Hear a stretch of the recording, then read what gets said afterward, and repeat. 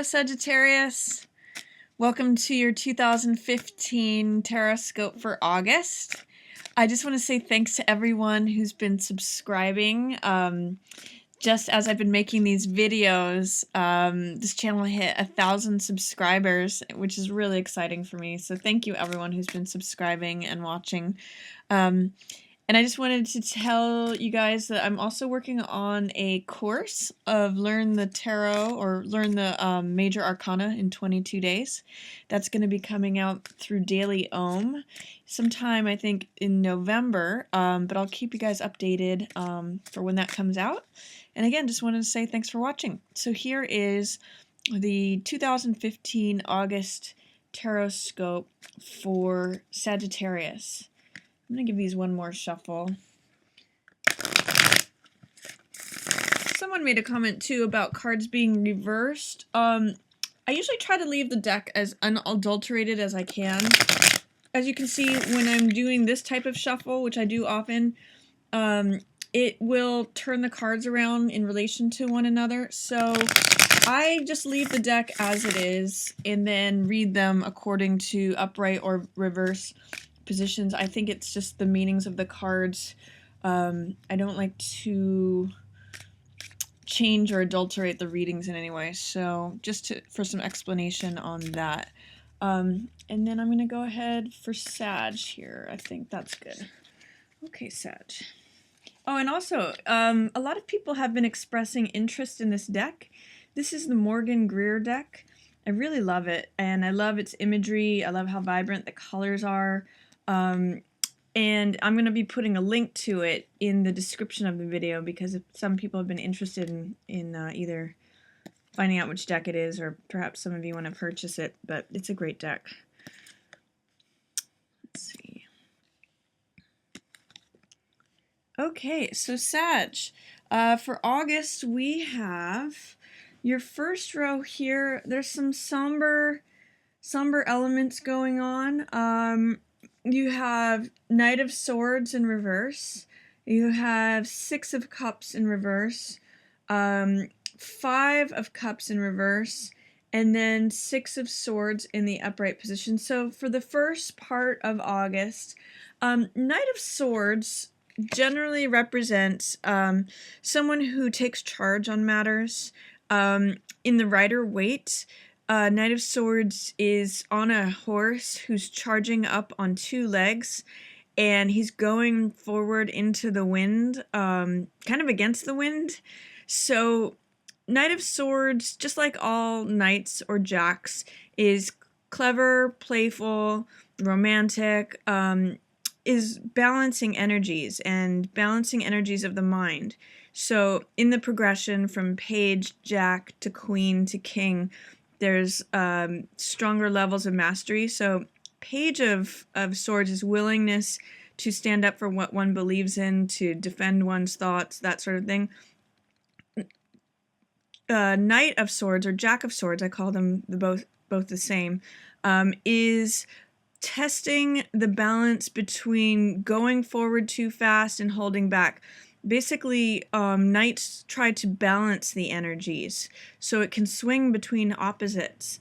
And Knight of Swords is a very, very gung-ho kind of card. So it's going forth, being ready to just like run into battle. Because it's in reverse here, it's showing that energy is in suppression. There may be a way in which you just want to go, go, go. But it's being held back, like it's being suppressed. Or there may be a way in which you've lost some of your gung-ho-ness, if that makes any sense, or you've lost some of your feeling of wanting to charge into things. Because this energy is present, I'm going to say that there may have been that in the past, or that may be coming up for you, but it's not being allowed. Like, I get the sense, to me, this feels a lot like someone who's waiting in line and just wants to get to the front of the line. They're like, I just want to go, go, go, but I'm being stifled.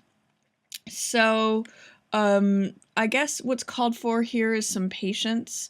This card in reverse says, you know, have some patience. You don't have to have everything happen right now. This card, Six of Cups, shows 2 children who are innocent perhaps a little naive. This is a card of sentimentality. It's a card of innocent love. It can sometimes also mean reminiscence or looking back to old things that have happened, like looking back to the past, or sentimentality. And it's a card of, you could see the boy is giving a cup full of flowers to the girl. It's really like innocent love.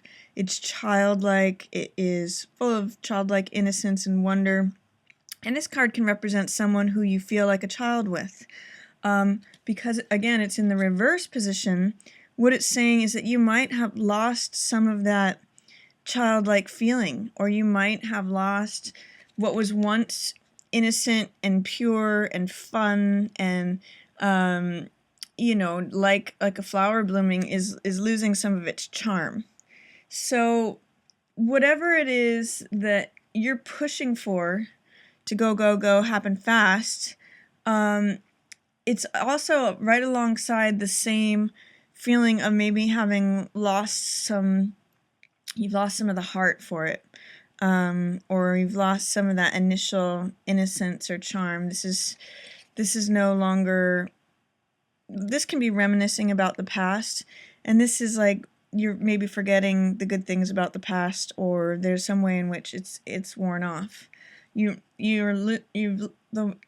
luster of the childlike, innocent, heart-sharing part of whatever's going on is kind of lost its luster.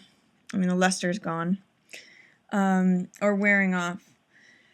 So this card is 5 of Cups. This card is a card of grief and mourning, feeling like you've lost something. It could be mourning the initial spark of the relationship. Like, this can be infatuation with something. And this could be, because it's lost, because it's in reverse here, you could be mourning the loss of that initial phase of something, whether it's a relationship, whether it's a project, whether it is... It tells me it's something to do with the heart, because this is 5 of Cups. Cups represent heart endeavors, and this is 6 of Cups. This is 5 of Cups. So 6 of Cups is that initial beautiful bloom of something, and this is kind of mourning the fact that that's been lost, or that's fading away. What I also point out in this card is, I'm just going to say one quick thing, is this card is in reverse, so it's not quite as bad of a loss as if it was in its upright position. You might just feel a little bit sad about it. It's not shaking you to the core, but it's just sort of saying you kind of are melancholy, thinking about the past and kind of in a regretful way, or thinking about like you're missing the sweetness of the past of it.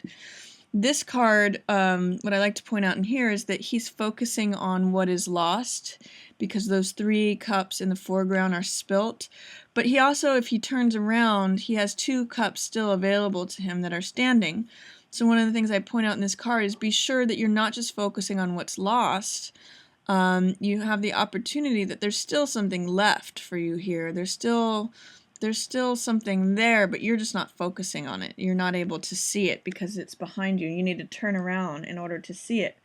So if you had pushed for something to go too quickly, this is kind of saying to me that sometimes when we burn the candle too quickly and go too fast, the initial phase of something is quite lovely and quite exciting and full of infatuation and just, excitement and just the sheer childlike wonder of it all. It's sort of like Disneyland. But you might be missing that, and sort of full of regret or sorrow or just, melancholy, because that did go so quickly. So it's sort of like burning the candle too fast is Knight of Swords energy, really charging forth. You can even see like the towers on fire here. There's a sense of urgency. When you rush forth into something too soon, it may have a lovely beginning, but it's hard to sustain it, because if you build something too quickly, you don't have strong foundations for it. But you may even just be thinking back to your own childhood and saying, I wish that things were as simple as they were when I was a kid, or I wish things were as they were when they began. That's Five of Cups energy. I'm feeling sad about it. And I think it is related to this card because all three of these are in the reverse position as a set together. And then there is a journey indicated here. There is a way in which you're launching from, choppy waters to somewhere that is more stable, more smooth. In this card, there is a figure that is ferrying someone who has been in a state of suffering or endurance, and he's shuttling them away from stormy seas to calmer waters. So that represents a journey. It also represents recovery. Like if there was some way that you have been struggling and things have been really challenging, you're headed for a place that's smoother. And you can relate to either the person who is helping this person out of the situation or the person who's being helped, or sometimes maybe it's both. Maybe you're helping yourself out of a situation or to make it from stormy seas to calmer waters. What this is telling me is that, there, especially with also the coloring in the cards, there's a lot of this bluish gray melancholic color. It's not this vibrant blue of lovers here, but it's kind of got this stormy feeling. I get the sense that there's some kind of storm that has been brewing, but you're kind of just resigning yourself to it, and that you're kind of mourning over the sweetness that used to be there, the sweetness that was there at the beginning, sort of the innocence, the childlike playfulness that was there at the beginning. You are looking to the past in sort of a regretful, wishing it were the way it was in the beginning kind of way, or wishing things were the way they were in my childhood. And you're just kind of bearing through the choppy waters to make things more peaceful. There's a little bit of resignation in this first week, where you're just willing to you're pondering over the sadness of things. Maybe you went too quickly into things, but you're willing to just carry the load to make it be smoother. So you're willing to just kind of put up with it, be resigned to it. I see you there, but it's kind of like in a blue-gray where it's like a rainy day a little bit, and you're thinking about the past and saying, oh gosh, I feel a little sentimental about the past. Like, why can't things be like my childhood? Why can't the relationship be as rosy as it was in the beginning? Why can't... You just kind of are wishing for sunnier times. But you're hanging in there, and you're willing to weather the storm or take the ride from choppy seas out to smoother sailing. So in the middle of the month, Sag, here's an interesting dynamic too. These three cards also.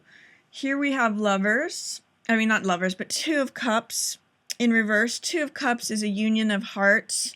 It can represent lovers. It's not the Lovers major arcana card, but it can represent lovers. It can represent a marriage. It can represent a love affair. It can represent anything where sometimes it can even be best friends, but it's usually more romantic side to this card. It's the two figures exchanging cups, so exchanging hearts. Because it's in reverse, tells me that there is miscommunication in the relationship or some dysfunction, or a way in which this Two of Cups energy is not being presented or having a hard time being presented or being suppressed. Two of Cups is people giving their hearts to one another, so there may be a way in which you're not giving your heart to each other. You're not of the same heart, is what this card tells me in the middle of the month. And because I see this Queen of Swords in reverse, and I see this King of Rods in reverse, it appears to be between these two figures. So, King of Rods and Queen of Swords are represented here with this Two of Cups in reverse. So, King of Rods is a fire sign. That could be you, Sag. King of Rods is powerful. He's unique. He is bold. He's charismatic. He does things in his own unique way, like Mozart or Walt Disney, where they're creative and they're original, and you know he does things in his own way. But he's in reverse, so he is definitely part of this conflict of the relationship. And there's also Queen of Swords, who is in part of this, represented in part of this conflict. So Queen of Swords is more of a mental card. She's generally an air sign. But it's any woman who is strong. She's really got a sharp mind. She can also have a sharp tongue. She is very fair, but also very concerned with rules and obligations and ideologies, because the swords represent the air and mental element. She is very much centered around her mind. So both of these cards in reverse, telling me there's a conflict between Queen of Swords and King of Rods. Neither of them are really seeing things clearly. These are all in reverse, but definitely there's a non-communion of hearts in this situation. There's some way in which there is like a standoff happening, and he's looking the other way. He's like, I'm not even willing to participate in this, and she's just like, I'm gonna stand my ground. So yeah, in the middle of the month there may be some sort of conflict. If you relate to this King of Rods card, Sag, then it could be someone that you're dealing with who has a really sharp tongue, or I'm just saying there's some sort of conflict. It's also interesting too, in this lineup here with these two cards, these are two children exchanging exchanging sweetness as children. This is that Six of Cups card, the two kids giving each other cups. And then in this one, this is two, as they're grown-ups or growing up, exchanging hearts. So both of those being in reverse, what this is telling me is that maybe when the relationship was more new, more idealized, more sentimental, more innocent, it was perhaps more fun. But now that the relationship has matured, you're really noticing the dysfunction of it, or you're really noticing the problems of it. So as this relationship has gotten deeper, you're seeing things, you're seeing the conflicts more clearly, and it's becoming like a standoff energy. This could also be Leo, or this could be Sag, or it could also be Aries. So if there's a Leo, Sag, or Aries person involved, especially if it's a man, that could represent this card. And then this card is generally air signs: Aquarius, Libra, or Gemini, but it's a woman who knows her own mind. She's very intelligent. So those are the two people in conflict. And then Page of Swords.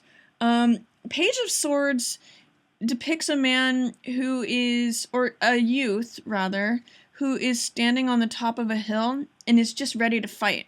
So that could either be the fire sign involved, because he's looking in this direction, or it could be, it's also echoing Queen of Swords energy, holding up her sword. So in some ways, I'm seeing Page of Swords representing both people here, in just like a willingness to fight and willingness to stand up and defend the ideology. So I'm going to say each one has their own ideology that they're willing to stand up and defend. So I'm seeing the middle of the month as like a standoff.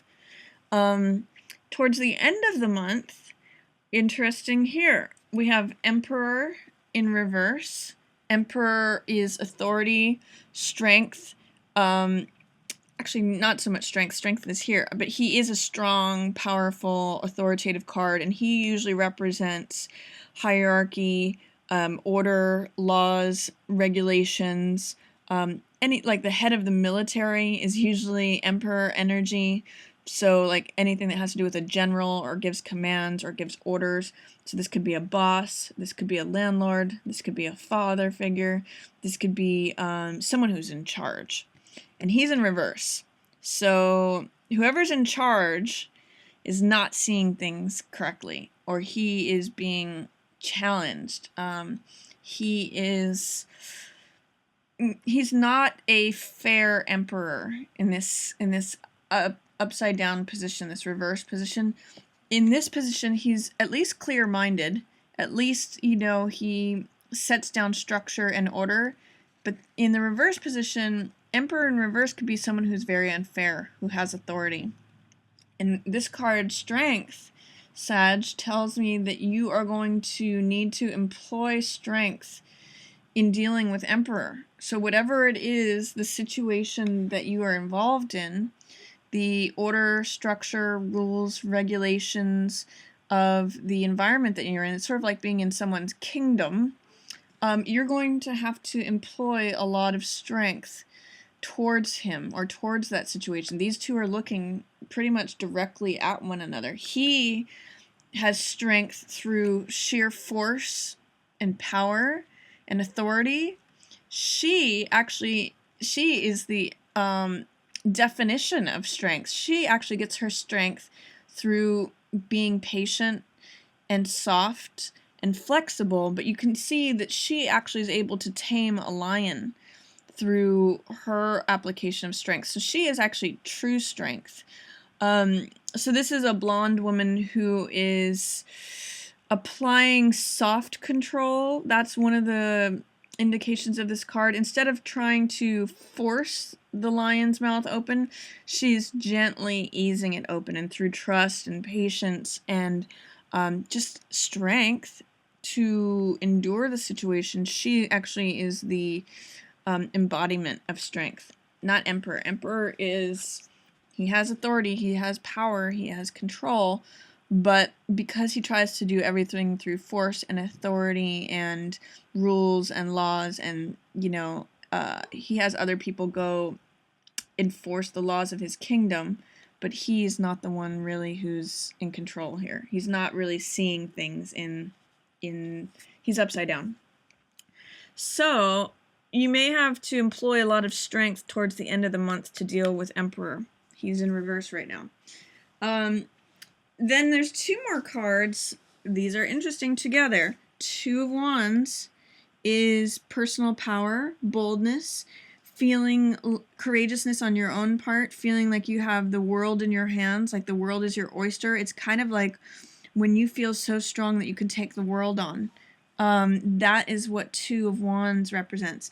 Because it's in the reverse position, you are doubting your own power. You are questioning, or your own power is in suppression in some ways. You're not allowing it to come to the surface. You have this capability. Two of Wands is appearing for you, but it's appearing for you in reverse. So maybe you're doubting your own boldness, your own capabilities, your own courageousness. But that's there, so you can access it. It is just having a hard time coming to the surface. Maybe because of this conflict or your entanglements or having to have all the strength to deal with Emperor. And then this card also is in reverse. This is Death. So Death usually means transformation of one sort or another. Death is like, pictured here in the card, there's a rose in full bloom. And so once something hits its culminated apex, like a rose in full bloom, the next step is that the petals have to fall off.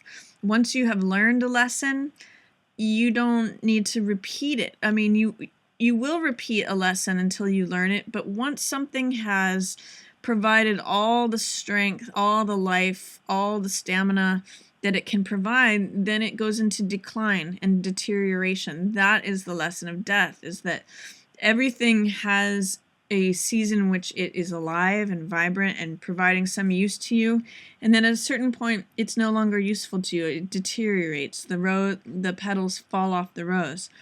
So there's a way in which you are by death showing up, you are ready to cut this rose. You are ready to move on to the next. You've almost hit the apex of saying, okay, this rose has served me for everything that it's worth. It's given all the life that it has to offer, and now it's going to start to fade.